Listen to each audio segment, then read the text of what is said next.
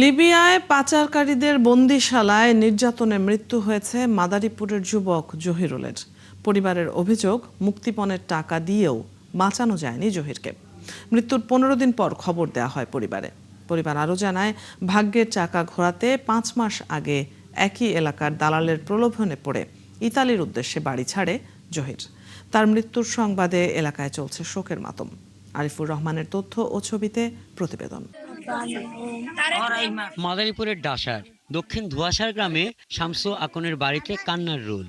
কারণ লিবিয়ায় এই বাড়ির ছেলের মৃত্যু হয়েছে দালালের খপ্পরে পড়ে। 5 মাস আগে গ্রাম থেকে সরাসরি ইতালির উদ্দেশ্যে বাড়ি ছাড়ে যুবক জহিরুল। দালাল ছিল একই গ্রামের জাকির মাতুব্বর। চাই A1 SWR pipe and fittings. A1 engineers number 1 choice.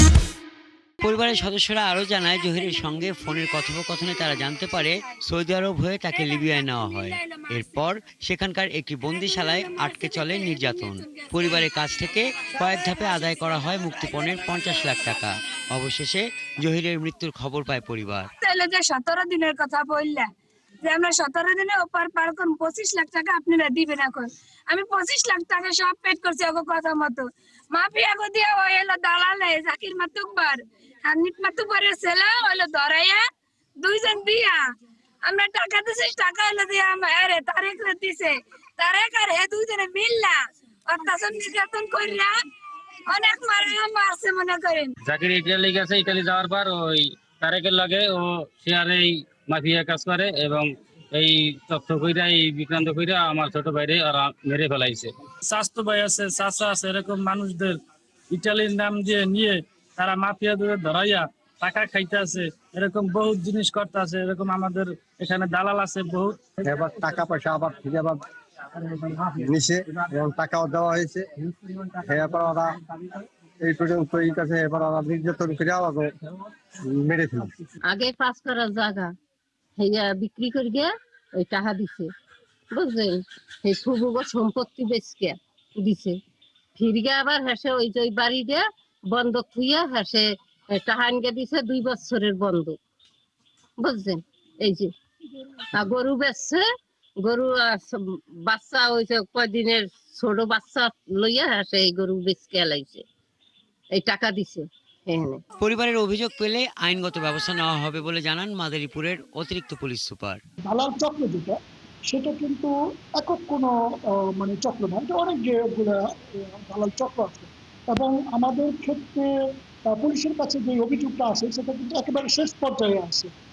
শুরুতে কিংবা মধ্যপথে আমাদের কাছে কোনো অভিযোগ আসে না। হয়তো আপনার ভিকটিম যদি মারা যায় সেই ক্ষেত্রে আসে, অথবা তারা প্রতারিত হয়ে 50-60 লাখ টাকা খরচ করার পরে একেবারে শেষ স্টেপে এসে পুলিশকে অভিযোগ দেয়। এবং আমাদের কাছে যে অভিযোগগুলো আসে সেগুলো আমরা অত্যন্ত গুরুত্ব সহকারে তদন্ত করি এবং দোষীদের বিরুদ্ধে কিন্তু আইনগত ব্যবস্থা নেই। অভিযুক্ত দালাল জাকিরের বাড়িতে গিয়ে কাউকে পাওয়া যায়নি, পুরো বাড়ি তালাবদ্ধ ছিল।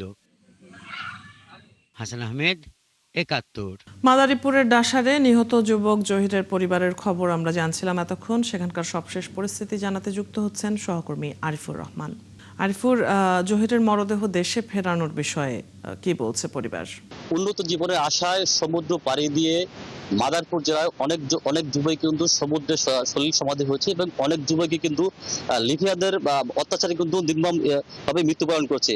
এরকমই মাদারীপুরের বালিগ্রাম ইউনিয়নের ধোয়াশার এলাকায় আক্রমণে লিবিয়াদের নির্যাতনে সে মৃত্যুবরণ করছে। সেই মৃত্যুবরণ কিন্তু গত 15 দিন আগে মৃত্যুবরণ করার পরে কিন্তু তারা এই পরিবারের খবর পায় কিন্তু মাত্র 2 দিন আগে। এই একই এলাকার জাকির মাতুব্বরের সাথে তাদের কিন্তু কন্ট্যাক্ট হয়। 25 লক্ষ টাকা তারা কিন্তু ইটালি নিয়ে পৌঁছে দেবে, মাত্র 25 লক্ষ টাকায়। এরপরে সৌদি আরব হয়ে লিবিয়া তারা বন্দিশালায় আক্রমণ করে তাদেরকে কিন্তু ব্যাপক নির্যাতন করে। সেই নির্যাতনের ভিডিও কিন্তু দফায় দফায় তারা পাঠিয়ে দেয় এবং দফায় দফায় পাঠানোর ফলে এক সময় তারা কিন্তু এই সহায় সম্পদ বিক্রি করে তারা কিন্তু আরো 25 লক্ষ টাকা, মোট 50 লক্ষ টাকা দিতে বাধ্য হয়। এরপর তারা কিন্তু ক্ষান্ত হয়, তারা কিন্তু এই নির্যাতনের ফলে এক সময় মৃত্যুবরণ করে। সেই মৃত্যুর খবর কিন্তু তারা কিন্তু আসলে 15 দিন পরে হলে কিন্তু তারা জানতে পারে মাত্র 2 দিন আগে। হ্যাঁ, আমরা কথা বলবো জহিরুলের স্ত্রীর সাথে।